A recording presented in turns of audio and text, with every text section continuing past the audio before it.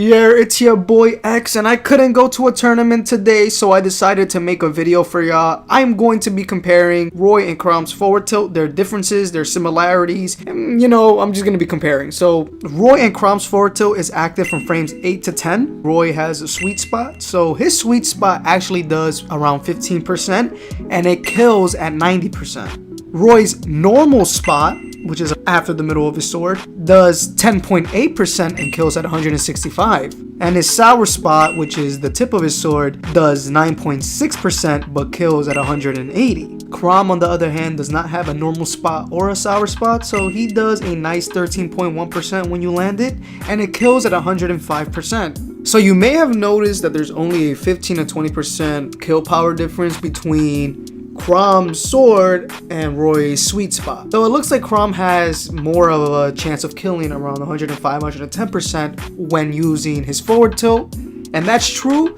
but we have to remember that since he doesn't have a sour spot or a sweet spot, if you stale his forward tilt, then it's going to kill a lot later, maybe 115%, maybe 120, depending on how much you have staled Chrom's forward tilt already. Roy, on the other hand, is going to kill a lot early as long as you get that sweet spot, regardless if it stales or not, because the sweet spot is just really strong. Speaking of Roy's forward tilt power, it actually does some good shield pressure, especially in early percents where a Roy player can go ham. Some would abusing his forward tilt on a player's shield when your opponent is at high percents due to them being more defensive and reluctant to punish.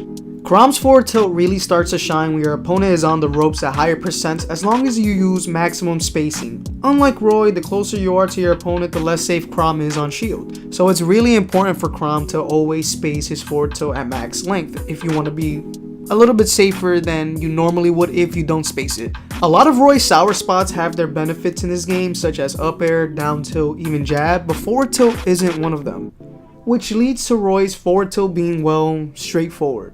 It's a killing move and a good one at that. In all honesty, Chrom's forward tilt is superior since it's so flexible. You can chase your opponents with it without worrying about the sour spot. You can pressure people on the ledge while being fully spaced with your forward tilt, and sometimes you'll even get a 2-frame instead of committing to try and get Roy's sweet spot. Don't get me wrong, your opponent will definitely die earlier, but it's a lot safer and easier and less commitment with Chrom than it is with Roy. For Chrom's forward tilt to be that much better than Roy's, it just makes sense because it has a totally different way to be used. You actually have to space with Chrom's forward tilt, unlike Roy, because Roy's sweet spot is closer to his body. So throughout the video, I've made my point that Chrom's forward tilt is way more flexible. You have better ledge trapping options, it's much safer. You're able to extend certain combos and get better kills because you land with the whole blade and it kills pretty consistently. Unlike Roy, because if you do a fair and then try to run with your forward tilt, you're going to have a bigger chance of getting that sour spot, unlike Chrom. But that doesn't mean that Roy's forward tilt is bad by any means. It actually has some of its pros. Like I said before, the kill power is ridiculous. And also, the sweet spot is very forgiving. It's not as close to his body as you would think. Yeah, it is still there, but it also stretches to about almost a little bit less than halfway through the sword, going to the tipper. So it's still good. Anyways, guys, this was your boy X. I hope y'all liked the video. Let me know what y'all think in the comment section down below, and I'm out here.